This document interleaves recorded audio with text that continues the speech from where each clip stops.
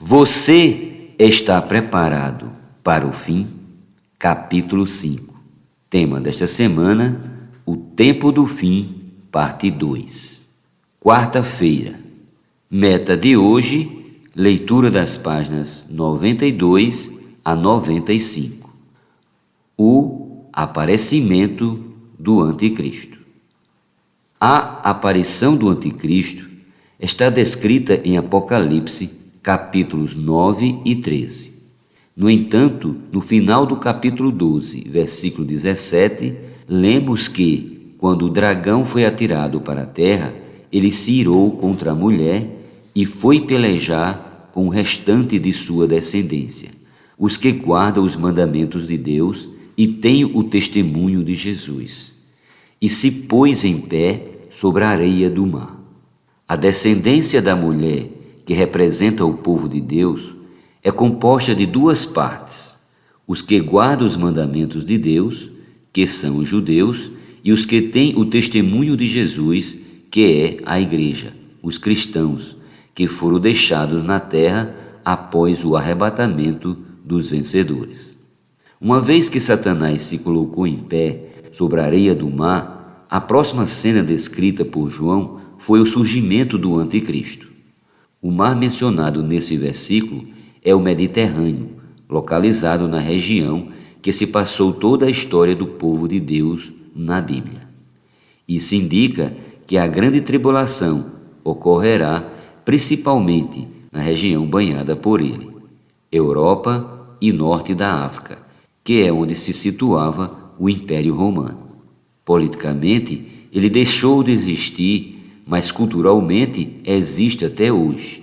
No final dos tempos, pouco antes do início dos últimos 3 anos e meio, o Império Romano será restaurado e já vemos indicações disso no cenário geopolítico.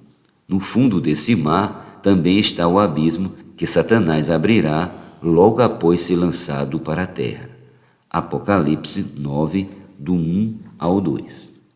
Quando o dragão se colocar em pé sobre a areia do mar, surgirá das águas uma besta com 10 chifres, assim como ele. Apocalipse 13, 1, confrontar com Apocalipse 12, 3.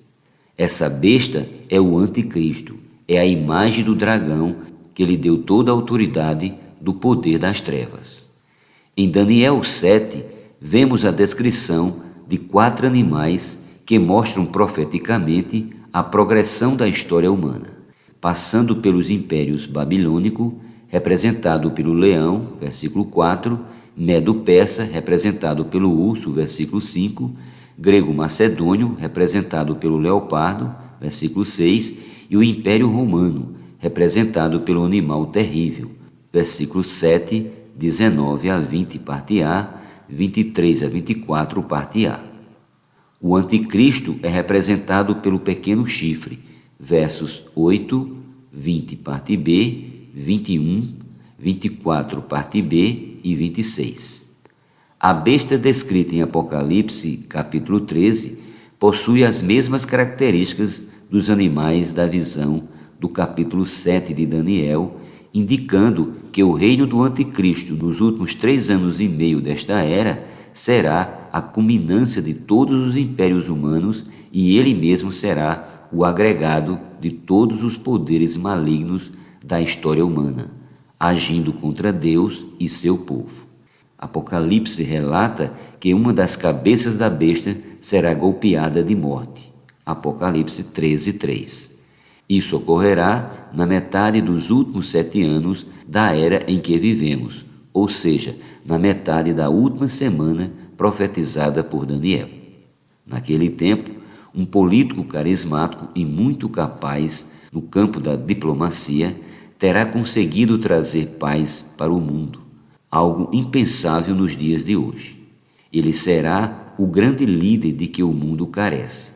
Assim será cumprido o que está registrado em 1 Tessalonicenses 5. Irmãos, relativamente aos tempos e às épocas, não há necessidade que eu vos escreva, pois vós mesmos estáis inteirados com precisão de que o dia do Senhor vem como ladrão de noite. Quando andarem dizendo paz e segurança, eis que lhes sobrevirá repentina destruição, como vêm as dores de parto, a que está para dar à luz, e de nenhum modo escaparão. Versículos do 1 ao 3. Será também o cumprimento da profecia de Daniel 9. Ele fará firme aliança com muitos por uma semana. Versículos 27, parte A. Nos primeiros 3 anos e meio, haverá paz no Oriente Médio e Israel reconstruirá o templo. Quando o mundo estiver em paz, todos baixarão a guarda, inclusive a igreja.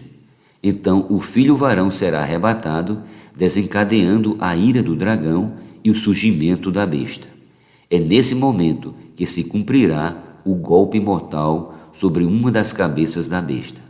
Aquele político sofrerá um atentado e morrerá. Mas essa ferida mortal foi curada, e toda a terra se maravilhou, seguindo a besta. Apocalipse 13:3. Podemos imaginar como se dará esse fato. O mundo inteiro estará atento pelos meios de comunicação que transmitirão ao vivo o velório daquele homem, quando de repente essa ferida mortal será curada e ele ressuscitará e se tornará a besta, o anticristo. Todos ficarão maravilhados e o seguirão cegamente. Todo mundo seguirá a besta e adorará, assim como fará com o dragão que lhe deu sua autoridade. Versículo 4. Então terá início a grande tribulação, pois a pessoa que se levantará no corpo daquele político é a besta que emerge do mar. Fisicamente, será o corpo daquele político carismático que trará paz à terra na primeira metade dos últimos 7 anos. Mas interiormente não será a mesma pessoa. O espírito daquele homem que sofreu o atentado retirou-se dele e seu corpo se levantará com outro espírito. Ele se tornará a besta, o anticristo. Aquilo que o detinha já não lhe oferece mais resistência. O tempo se cumpriu, o filho varão foi arrebatado e o anticristo surgiu. Esta é a sequência dos eventos. O filho varão será gerado e arrebatado, e o dragão perseguirá a mulher que será guardada por Deus no deserto. Enfurecido, o dragão ficará em pé sobre a areia do mar. Nesse momento, o político conciliador e carismático será morto e ressuscitará, e a besta aparecerá no meio do mar. Essa besta é aquele político que se levantará com outro espírito. Devemos perceber que o livro de Apocalipse é um quebra-cabeça cujas peças precisamos juntar para termos o quadro completo da cronologia dos acontecimentos. Todos esses fatos acontecerão ao toque da quinta trombeta, descrita no capítulo 9, onde encontramos os detalhes. Esse capítulo é uma peça que se encaixa com outras 2 que estão nos capítulos 12 e 13.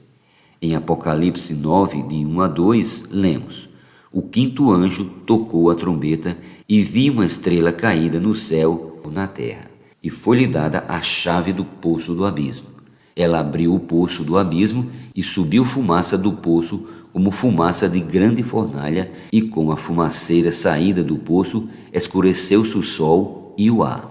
Essa estrela caída do céu é Satanás, que foi atirado para a terra na sequência do arrebatamento do filho varão. No Antigo Testamento, ele é chamado de Lucifer, estrela da alva, estrela da manhã. Isaías 14:2, Jó 38:7, Lucas 10:18. Ele possui a chave do poço do abismo que fica no fundo do oceano, lugar de morada dos demônios. Ao cair na terra, Satanás abrirá o poço, libertando um exército de demônios que terão sobre eles como seu rei, o anjo do abismo, cujo nome em hebraico é Abaddon e em grego Apolion. Apocalipse 9:11.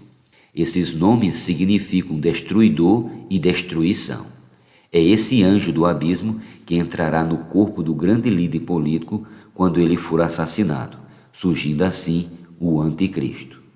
O mundo inteiro estará diante do que se classificará como o maior milagre do milênio. Todos se maravilharão e se alegrarão, mas ele será outra pessoa, será o anticristo, a besta. Aqueles que hoje apreciam e buscam sinais e milagres têm grande chance de ser enganados naquele dia, seguindo e adorando o anticristo. Apocalipse 13, versículos 4 e 8.